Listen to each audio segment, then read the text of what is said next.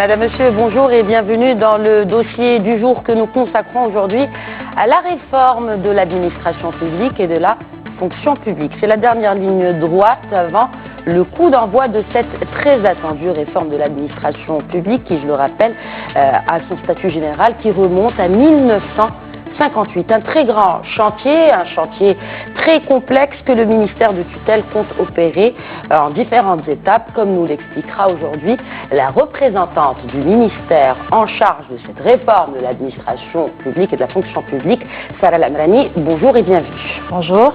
Alors cette semaine, le ministre donc délégué en charge de la réforme de l'administration publique et de la fonction publique a présenté le bilan d'abord et aussi les étapes à venir pour cette réforme de l'administration publique. Alors quand on parle de réforme de l'administration publique, il y a cette réforme, il y a aussi la réforme de la fonction publique. Quels sont les principales ou les principaux chantiers de ces deux réformes? Tout d'abord, je tiens à vous remercier pour m'avoir invité à ce plateau. Donc, justement, notre ministère, de par son caractère transverse, il gère deux principaux chantiers qui sont la réforme de l'administration publique et la réforme de la fonction publique. Alors, pour la réforme de l'administration publique, il s'agit principalement de mettre en place toutes les mesures qu'il faut pour améliorer en particulier les services publics aux usagers. Quand je dis usagers, c'est citoyens et entreprises. Et pour la réforme de la fonction publique, il s'agit d'un ensemble de mesures à mettre en place pour améliorer le rendement, l'efficacité et l'efficience de la fonction publique, moyennant ces fonctionnaires qui est le capital humain, donc qui est la locomotive de toute réforme. Alors quand on parle de réforme, avant de parler de ces étapes et avant de parler de ces réformes et de ces chantiers, il faut d'abord définir quels sont les dysfonctionnements, mais aussi vous avez parlé des attentes. Comment votre département compte-t-il définir ces dysfonctionnements, Sarah Lamrani?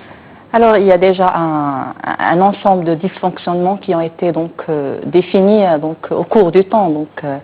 Mais actuellement, on essaie un peu de cerner ces dysfonctionnements via un ensemble d'outils qui nous assistent dans ce sens. Par exemple, on vient de lancer le lundi dernier un sondage en ligne auprès des fonctionnaires pour qu'on ait une idée claire sur la perception et sur les propositions à mettre en place pour la refonte du système de la fonction publique. Très bien.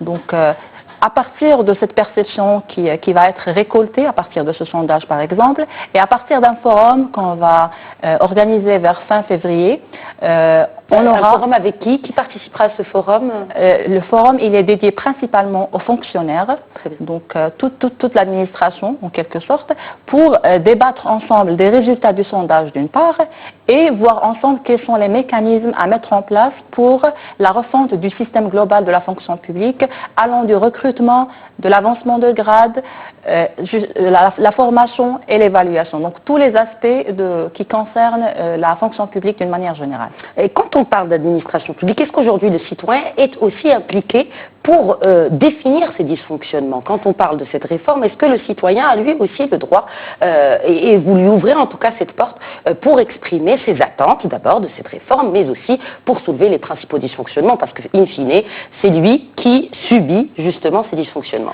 Alors, primo, on a l'habitude au niveau du ministère d'associer un ensemble d'acteurs dans la mise en place des stratégies et différentes mesures. La société civile, par exemple, est la plupart du temps représentée dans la mise en place par exemple, la stratégie de lutte contre la corruption. Donc, la société civile en fait partie, donc comme acteur principal qui participe à l'élaboration de la stratégie, mais aussi la mise en œuvre de cette stratégie.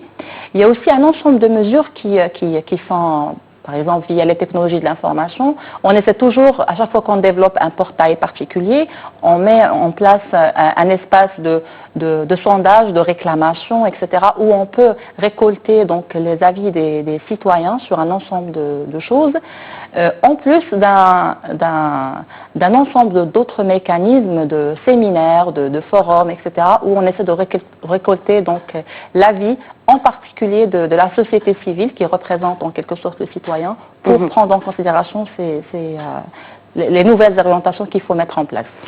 Vous avez parlé d'un point très essentiel, c'est les compétences des fonctionnaires. Comment aujourd'hui évalue-t-on les compétences des fonctionnaires en public, en l'occurrence? Alors actuellement, les fonctionnaires ils sont notés annuellement. Mais on peut dire que ce n'est pas suffisant parce qu'il faut, pour noter, il faut contractualiser. Il faut qu'on ait des objectifs très clairs. Il faut qu'on définisse ces objectifs, qu'on se mette ensemble des jalons pour réaliser ces objectifs. Donc on peut dire que la note actuelle, en quelque sorte, elle est là, mais c'est vraiment un élément essentiel sur lequel il va falloir vraiment faire une refonte pour changer le système d'évaluation des fonctionnaires. Et peut-être qu'un jour le citoyen lambda pourra évaluer aussi le fonctionnaire avec qui il traite. Le 9 janvier prochain, c'est dans quelques jours, chaque citoyen pourra faire ses réclamations en ligne. Je sais que ce projet vous tient particulièrement à cœur, Salah Lamrani, via le portail shikaya.ma dont le lancement sera officiel ce 9 janvier. Qui se chargera de répondre à ces plaintes? Alors, qui se chargera directement? C'est toute l'administration marocaine. Je vais vous expliquer comment.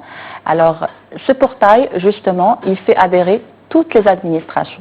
Donc, conformément au décret, qui a été publié dans le bulletin officiel le 29 juin, et dans lequel toutes les administrations doivent adhérer à ce portail, doivent répondre dans des délais, et doivent aussi... il y aura des délais oui, il y aurait des délais et tout. Donc, ce portail, il est là, d'abord il est multicanal, donc il y a le web, il y a le mobile, et il y a aussi le centre d'appel que le citoyen peut appeler pour lui expliquer comment déposer sur ce portail. Donc voilà. Et par rapport une fois le citoyen il est connecté à ce portail, il choisit d'abord l'administration concernée. Très bien. Il peut choisir notre ministère, comme il peut choisir donc il y a une transversalité un peu de ce projet. Et les organismes publics, l'affectation elle se fait automatiquement à l'organisme qui est choisi. Très bien. Et quand l'organisme reçoit la réclamation, eh ben, via le système toujours, il y a toute une affectation pour répondre à cette réclamation. Et la réclamation, le citoyen, il reçoit automatiquement la réponse à sa réclamation via le même système. Parfait. Et bien entendu, à chaque fois qu'il y a une étape de résolution de cette problématique, le citoyen, il est notifié par email. Très bien. Salah Lamrani, puisqu'on parle de dématérialisation, de digitalisation, c'est la nouvelle ère de l'administration, mais en tout cas de manière générale, nous sommes dans l'ère du temps. Quelles sont les administrations qui sont à la page et d'autres qui sont à la traîne, qui ne sont pas encore, qui n'adhèrent pas en tout cas à 100% à cette digitalisation des services? Bon, je ne vais pas les nommer. Certes, il y a vraiment une grande différence entre l'ensemble des administrations.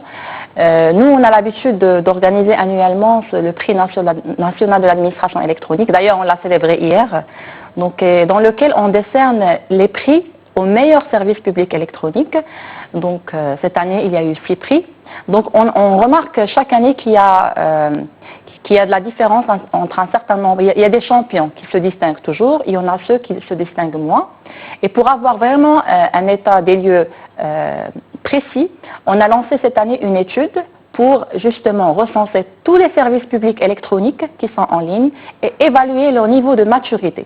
C'est-à-dire on pourra connaître ce service électronique, il a 2 sur 10 parce qu'il répond à un certain nombre de critères et celui-là il a 10 sur 10 et ce sera l'occasion pour créer un peu l'émulation entre les différentes administrations pour qu'ils soient au même niveau de développement des services électroniques. Et quand on parle de ces services électroniques, est-ce qu'aujourd'hui on peut dire, est-ce qu'on a une date butoir pour dire que tous les services de l'administration publique seront dématérialisés, qu'on n'aura pas besoin de se déplacer pour avoir tel ou tel document? Alors, tous les services publics dématérialisés, c'est un peu difficile. Hein. Donc, par contre, je peux citer un projet actuellement sur lequel on travaille actuellement et qui a un caractère très transverse. Il s'agit en fait de la gateway gouvernementale. C'est un jargon un peu technique. C'est un hub d'échange. C'est un système d'échange entre les différentes administrations. En quoi il consiste ce hub? Il consiste à ce que le citoyen, au lieu qu'il fasse le tour des administrations pour échanger pour préparer une procédure administrative qui nécessite un ensemble de procédures administratives, et ben c'est à ces administrations d'échanger ensemble pour avoir les données qu'il faut et avoir les papiers qu'il faut et répondre à la demande du citoyen. Et à ce moment-là, le citoyen aura une seule administration en face à laquelle il peut s'adresser pour réaliser sa procédure administrative. Et c'est un projet qui se fait en phase pilote, parce qu'il n'est pas simple, mais Inch'Allah, on va y arriver. J'espère vous recevoir pour, en tout cas, le lancement de ce projet. Salah El Amrani, représentante donc du ministère en charge de la réforme de l'administration publique, de la fonction publique, merci d'avoir répondu à mes questions et merci à vous de nous avoir suivis. L'info continue sur Médien TV et Médien TV Afrique. Excellente suite des programmes sur notre antenne.